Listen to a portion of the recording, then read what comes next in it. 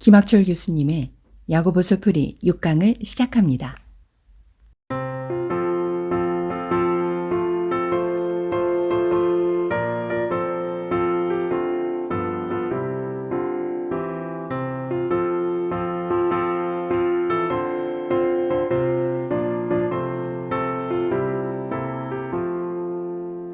마음에 가득한 의심을 끼치고 지극히 완벽한 마음으로 찬송을 부르는 어린 양 예수의 그 피로 속죄함 얻었네. 속죄함 주 예수 내 죄를 속했네. 할렐루야 소리를 합하여 함께 찬송하세. 그 피로 속죄함 얻었네. 여러분 안녕하세요. 야고보서 풀이 6번째 시간입니다. 저번에는 믿음과 행함, 야고보서와 바울 서신에 나타난 믿음과 행함의 문제 얘기했고요. 그 다음에 혀의 문제, 말하는 것, 그리고 선생되는 것에 대한 야고보서의 이야기를 우리가 배웠습니다. 이번에는 저번에 그 혀에 관한 이야기에 이어서 3장 6절부터 12절 제가 소제목을 찬양의 재갈을 물릴 혀 이렇게 정했는데 그 이야기를 해보도록 하겠습니다. 일단 제가 먼저 번역한 것을 여러분 같이 읽어보겠습니다. 혀는 불입니다. 혀는 불의한 세계입니다. 그것은 우리 몸의 한 부분으로 자리 잡고 몸을 더럽히고 삶의 순환에 불을 지르고 결국 자신은 게헨나의 불에 타버립니다. 모든 종류의 들짐승과 새와 기는 짐승과 바다 생물은 인간이 길들인 것이고 길들여 왔습니다. 그러나 어떤 사람도 혀를 길들이지 못했습니다. 그것은 쉬지 않는 악이고 치명적인 독으로 가득 찼습니다. 우리는 혀로 주님이시고 아버지이신 분을 찬양하기도 하고 또 혀로 하나님의 형상대로 지음을 받은 인간을 저주하기도 합니다. 같은 입에서 찬양과 저주가 나옵니다. 나의 형제자매 여러분, 이같이 되어서는 안 됩니다. 샘의 한 구멍에서 단물과 쓴물이 동시에 날 수 있습니까? 나의 형제자매 여러분, 무화과 나무가 올리브 열매를 맺고 포도나무가 무화과 열매를 맺을 수 있습니까? 짠샘이 단물을 낼 수는 없습니다. 3장 6절부터 12절의 말씀은 이렇게 되어 있는데요. 야고보서가 전문적인 문학 훈련을 받은 것 같지는 않지만요. 야고보가요. 그러나 6절부터는 아주 재밌는 은유를 하나 사용하는데 그 혀를 불이라고 말합니다. 불은 아시다시피 산불을 내서 우리가 저번 시간에도 배웠듯이 아주 그 산한 전체를 태울 수가 있죠. 이러한 은유는 구약 성경에서도 낯설지 않습니다. 예를 들면 시편 52편 1절에서 4절을 보면 과시하고 허풍을 떠는 혀는 악한 일을 꾀한다 라고 되어 있고요. 잠언 16장 27절에 보면 혀가 해로운 불로 은유가 됩니다. 이 불이 지옥에서 올라오는 것이라는 이미지가 덧붙으면 불은 지옥에서 올라온 재앙으로 인식되기도 합니다. 그래서 야고보서는 그 맥락에서 혀는 불의한 세계입니다. 이렇게 얘기한 거거든요. 결국 자신은 게헨나의 불에서 타버립니다. 이렇게 얘기되어 있잖아요. 게헨나라고 하는 것은 우리가 흔히 지옥이라고 번역하거든요. 그래서 개역개정에 보면 그것을 지옥이라고 번역을 했어요. 이 게헨나는 원래 예루살렘 남쪽 흰놈의 골짜기라고 하는 것을 가리키거든요. 그러니까 지명이었어요, 지명. 우리가 어디로 가든 서울로만 가면 된다 이렇게 얘기할 때는 목적지, 서울이라는 것이 지명이지만 목적지를 의미하는 거잖아요. 이것처럼 게헨나라고 하는 것은 원래 예루살렘 남쪽에 있는 흰놈의 골짜기라고 하는 것을 가리키는 말입니다. 왜냐하면 사람들은 그곳에서 뭘 했냐면 부정하거나 죽은 동물을 버리고 불을 태웠어요. 그러니까 죽은 동물을 그냥 시체를 유기하지 않고 우리 집에서 키우던 먼저 개가 죽었다. 그러면 그 개는 유대인들이 먹지 않으니까요. 그 개를 데리고 흰놈의 골짜기에 가서 버리거나 불태웠습니다. 그러니까 거기에 불이, 연기가 올라오고 불이 올라오겠죠. 이것이 아주 오래된 지옥에 대한 이미지 아닙니까? 지옥에 불이 있고 연기가 올라온다. 그것이 게헨나의 이미지에서 많이 온 겁니다. 하나님과 사람 앞에서 부정하고 불의한 사람들은 부정한 동물들이 버려지고 불태워지는 것처럼 그렇게 미래에 심판을 당할 것이다 라고 하는 이런 심상이 겹치면서 그것을 지옥 이렇게 생각을 하게 된 것입니다. 그래서 결국 이 혀라고 하는 것이 우리 몸의 한 부분으로 자리 잡고 이것이 이 불의한 일을 할 때 몸을 더럽힐 뿐만 아니라 이 몸을 더럽히다라는 요 얘기도 우리가 생각을 해봐야 되는데요. 우리는 더러지면 어떡합니까? 씻으면 되죠. 우리에게 정결은 도덕의 문제가 아니라 위생의 문제죠.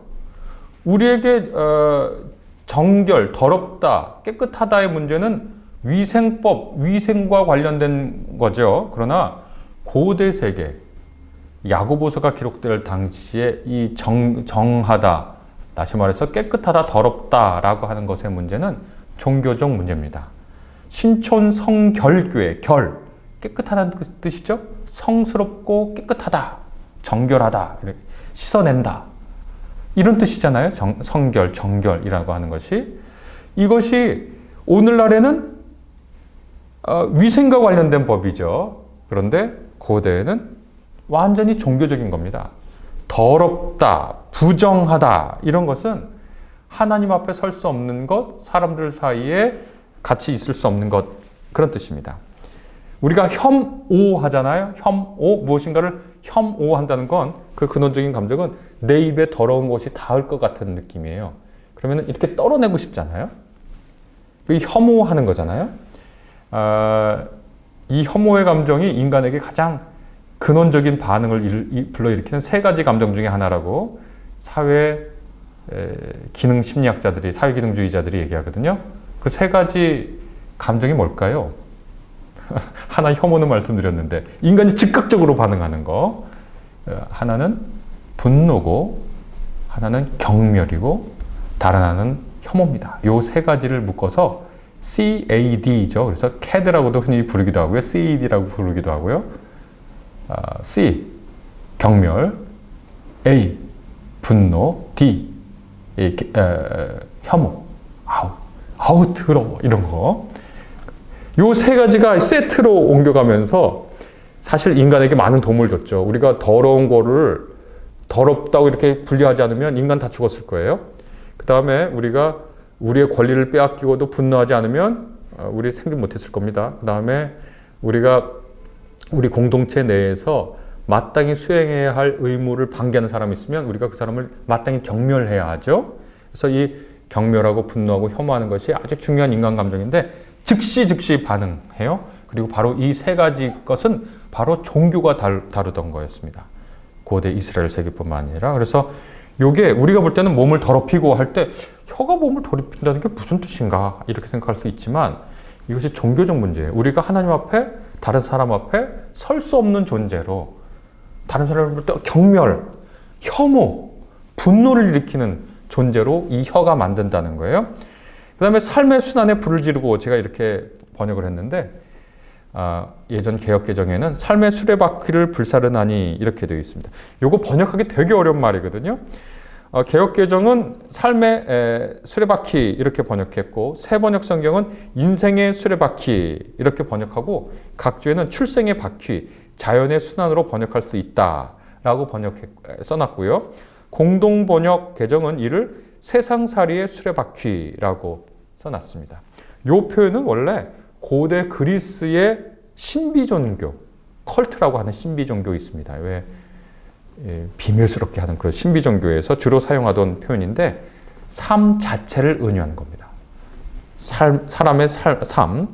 그러나 야고보 시대에는 통속적인 표현으로 사람이 태어날 때부터 죽을 때까지를 가리키는 것으로 이해했을 가능성이 굉장히 큽니다. 그래서 이 혀는 이 불의한 세계에서 올라온 이것은 우리 몸을 사람과 하나님 앞에서 서지 못할 것, 분노와 혐오와 경멸이 대상이 되는 것으로 만들고 우리 삶 전체에 불을 확 질러버리고 나중에 그 혀 자체가 불에 타버리고 만다라고 이렇게 아주 경고를 합니다. 제가 이곳저곳에서 불가피하게 강연을 하고 또 성경에 대해서 얘기하고 신앙에 대해서 얘기를 하는데요. 제가 이 강연을 하거나 설교를 하면요, 가끔은 아니고요, 사실은 굉장히 많이 제가 강연한 동영상 중에는 댓글이 10,000개가 달린 게 있습니다. 조회수가 10,000개가 아니라 댓글이 10,000개가 달렸어요. 그 생각을 해보세요. 대단하죠? 조회수가 10,000개가 아닙니다. 댓글이 10,000개가 달린 게 있는데 18,000개인가? 최근에 제가 하도 신기해서 계속 보고 있습니다. 몇 개까지 달리나?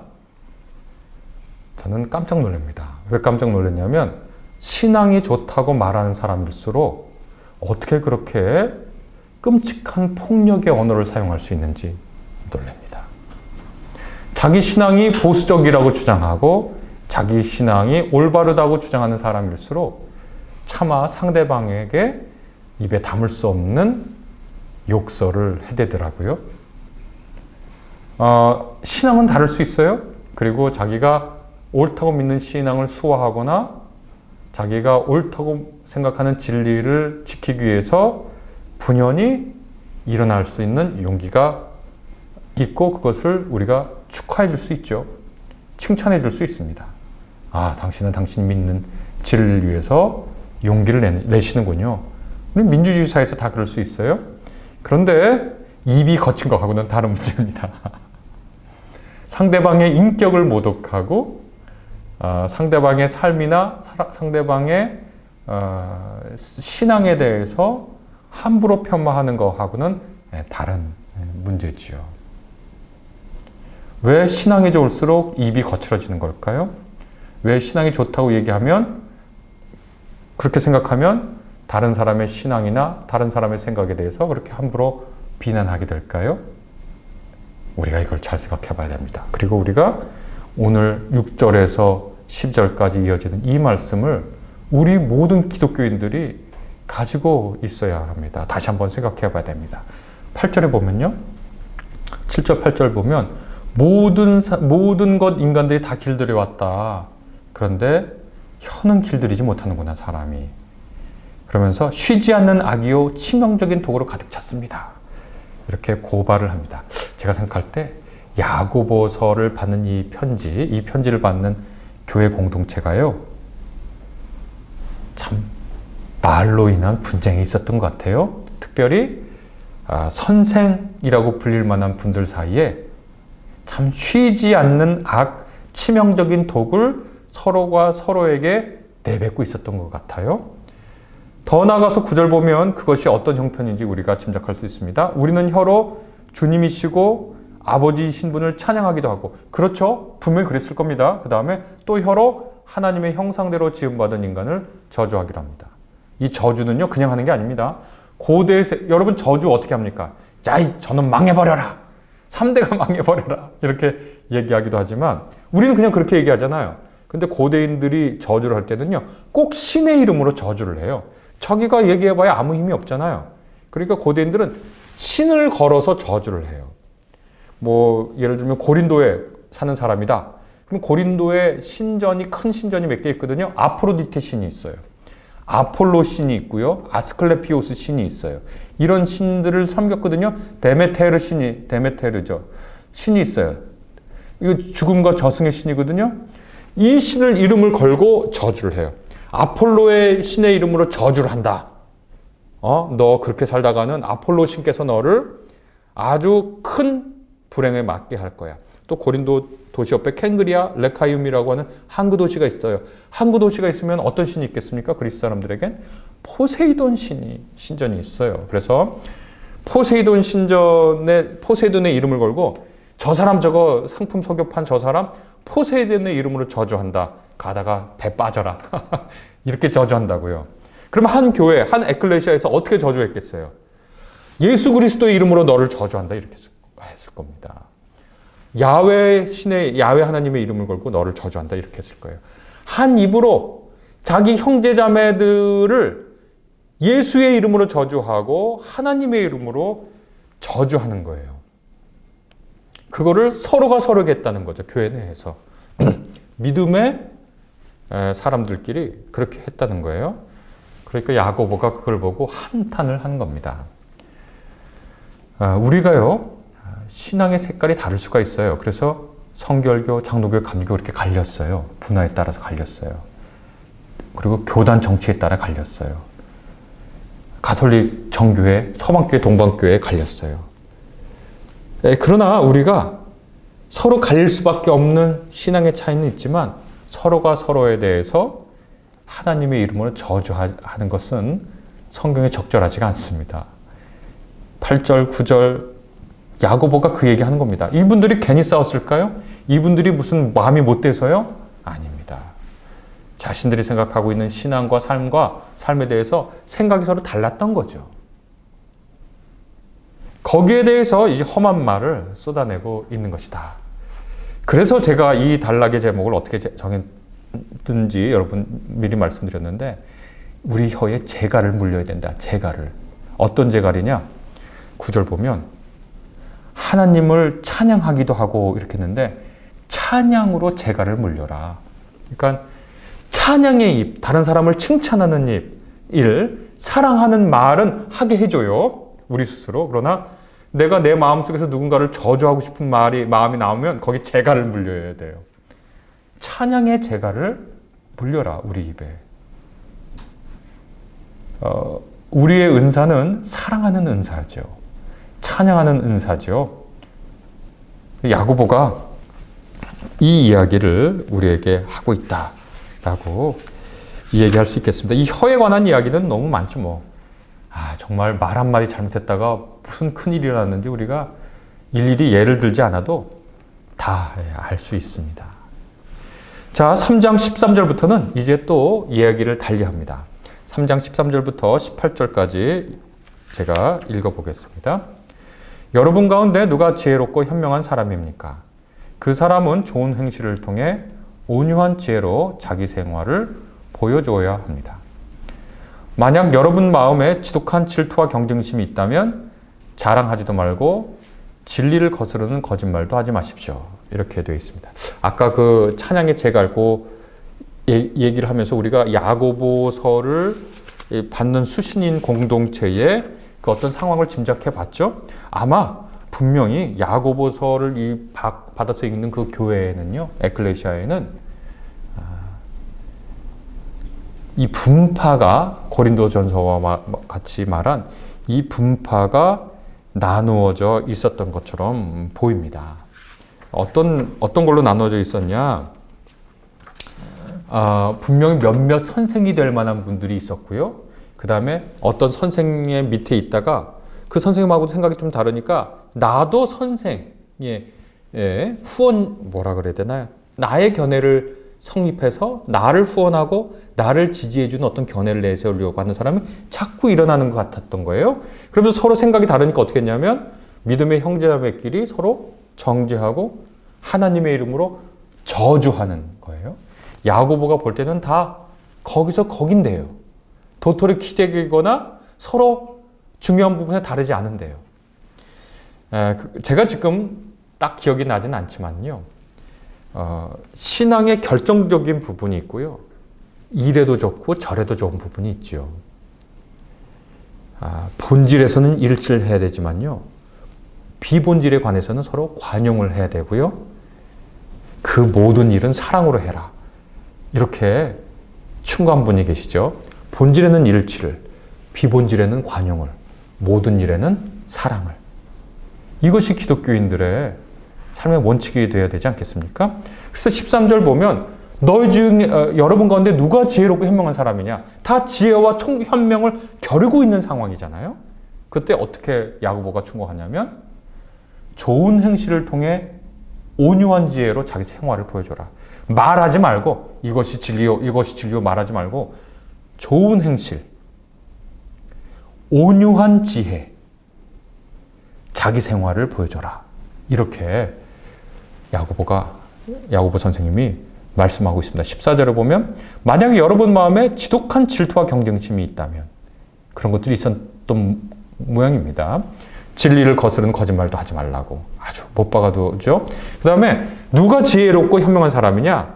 그런 지혜는, 그러니까 아주 경쟁심 있고 질투 있는 그런 지혜는 위로부터 내려온 지혜가 아니라 땅에 속한 지혜고 세상에 속한 지혜고 악에 속한 지혜라고 이렇게 아주 딱 잘라 말합니다. 그러니까 아주 단호하시게 말하죠.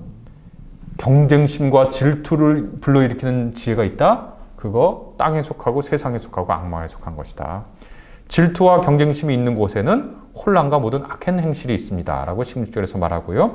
17절에 정말 지혜롭고 현명한 사람은 누구냐?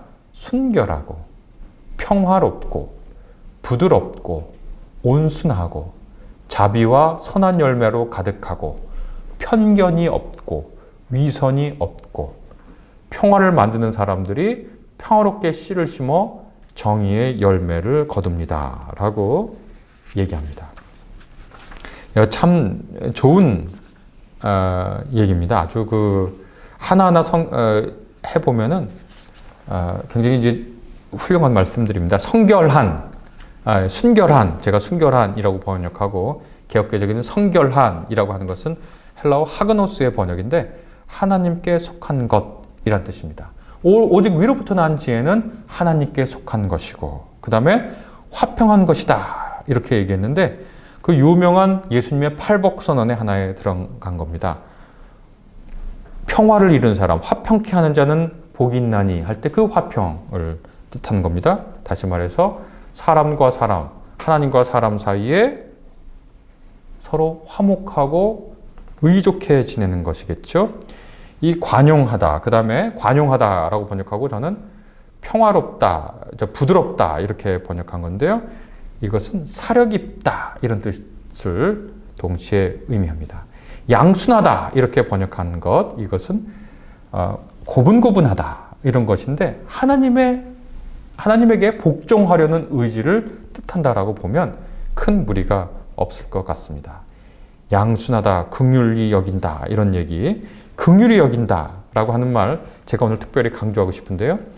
긍휼이라고 하는 것은요, 다른 사람의 실수와 잘못에 집착하기보다는 그 사람의 가능성에 주목하는 거거든요. 우리가 어떤 사람을 볼 때요, 그 사람이 약점 없는 사람이 어디 있습니까? 완벽한 사람이 어디 있습니까? 예전에 읽은 글이 기억이 나네요. 롤랑 바르트라고 왜 프랑스의 유명한 철학가 있잖아요. 문학가이기도 한 사람. 이 사람이 쓴 단편글 중에 코 옆에 난 작은 점이라는 게 있는데 그 사람 자기가 너무너무 좋아하는 사람이에요. 그래, 정말 이 사람은 완벽한 것처럼 보여. 근데 하나가 그렇게 마음에 안 들어요. 코 옆에 난 작은 점이 그렇게 마음에 안 든다 그렇게 쓰는 거예요. 그렇죠. 사람은 참 심보가 못됐어요. 그래서 모든 것이 다 마음에 들어도 코 옆에 난 작은 점 하나 때문에 그 사람 전체가 다 싫어져요. 어떨 때는. 이러한 마음, 인간의 마음을 롤랑 바르트가 그렇게 얘기했는데, 이 긍휼이라는 건 뭐냐? 어떻게 번역할 수 있겠느냐? 다른 사람의 실수와 흠집에 주목하기보다는 그 사람의 가능성에 주목하려고 하는 시선입니다. 이거 우리가 아기를 보는 시선이죠. 우리가 아기 보면은요, 이게 처음부터 끝까지 다 못났어요. 아기는. 애가 밥을 제대로 먹어요. 걷기를 제대로 해요. 껐듯하면 울죠. 밤엔 자고 낮엔 깨야 되는데 밤에 꼭 깨서 밥 달라고 그러고 기저귀에. 근데 우리가 아기를 왜 그렇게 사랑스럽게 보죠? 우리는 그 아이의 가능성을 보잖아요. 우리가 어떤 사람을 보고 어떤 사태를 볼 때 그 사람의 가능성으로 보느냐 아니면 그 사람의 실수에 집착하느냐에 따라서 굉장히 많이 상황이 달라지죠. 한 사람을 바라보는 그 눈이. 요하네스 볼프강 괴테가 이런 얘기를 한 것이 기억납니다. 한 사람에 대한 최악의 평가는 현재의 구로 그 사람을 평가하는 것이다. 다른 말로 하면 그 사람을 가능성으로 보아주지 않은 것이다. 이렇게 말할 수가 있겠습니다. 우리가 우리 앞에 있는 어떤 누군가를 봅니다. 그 사람은 누군가요? 가능성으로서의 그 사람입니다. 그것이 그 사람을 사랑한다는 거예요.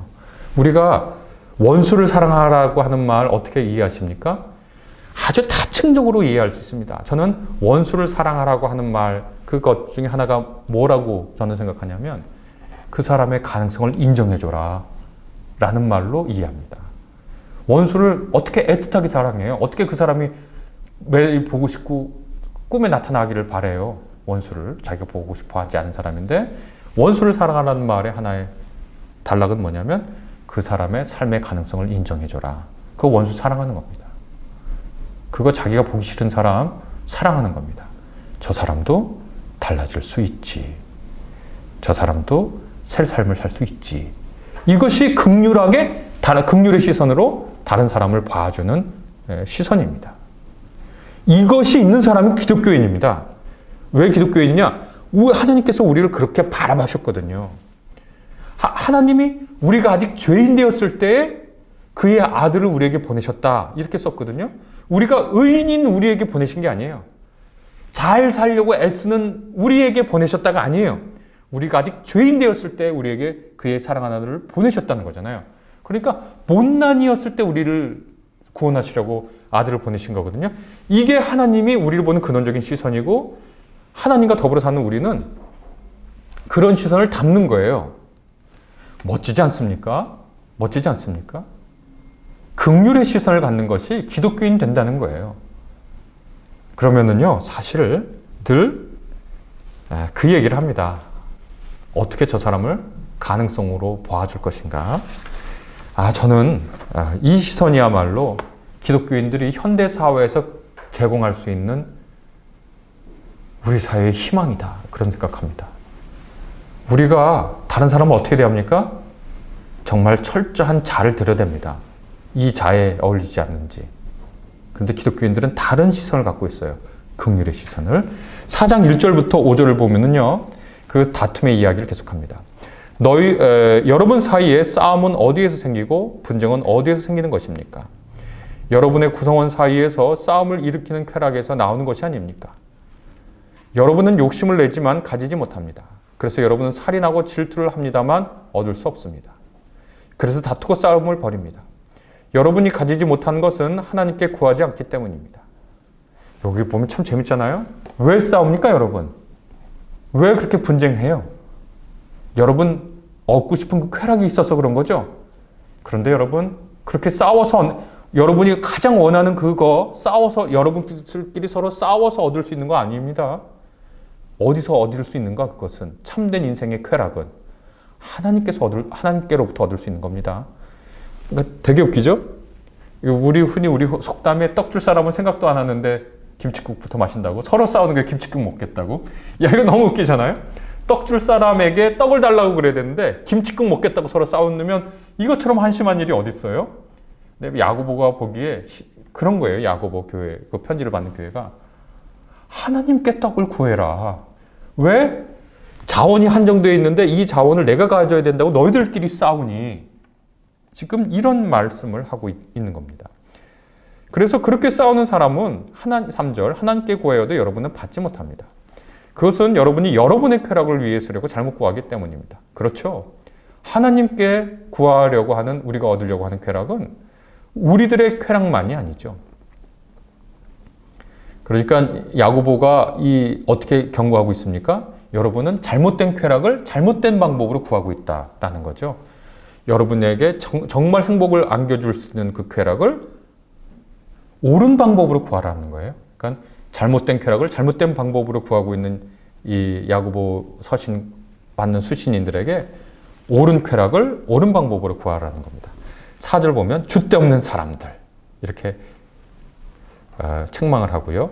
여러분은 세상과 친구를 맺는 것이 하나님과 원수를 맺는 것이라는 걸 모릅니까? 세상과 친구가 되고 싶은 사람은 하나님의 원수가 되려는 것입니다. 여러분은 하나님은 우리 안에 거하시는 그 영을 질투하시듯 그리워하신다는 성경에 기록된 말씀이 헛된 것으로 생각하십니까? 이렇게 되어 있습니다. 예, 오늘 이 마지막 말씀인데요.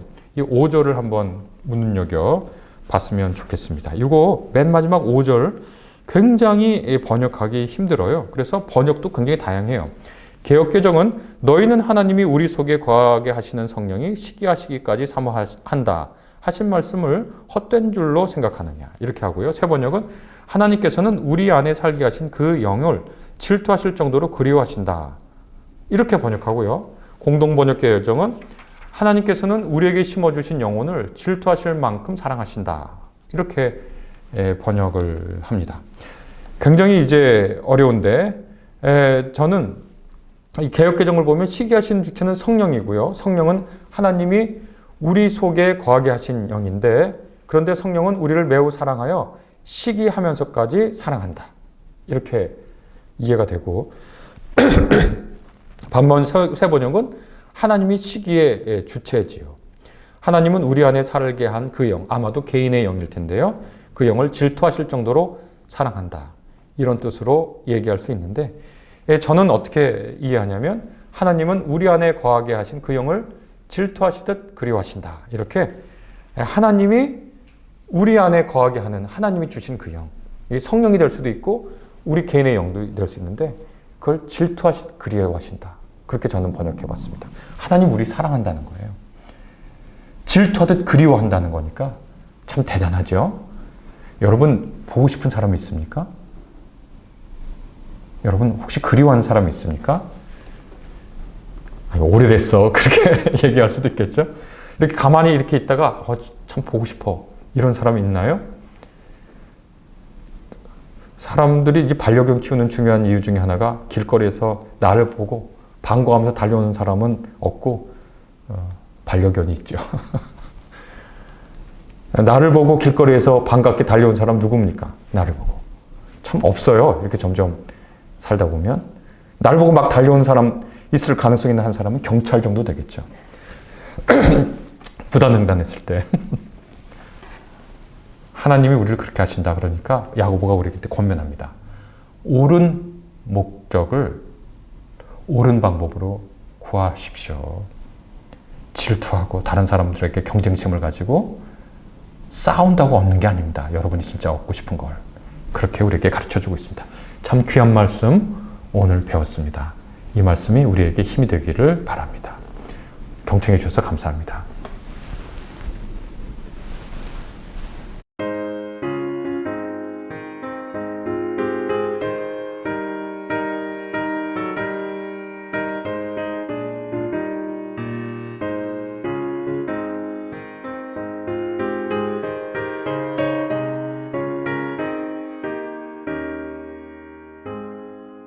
흑암에 사는 백성들을 보라. 수많은 심령 멸망하겠네.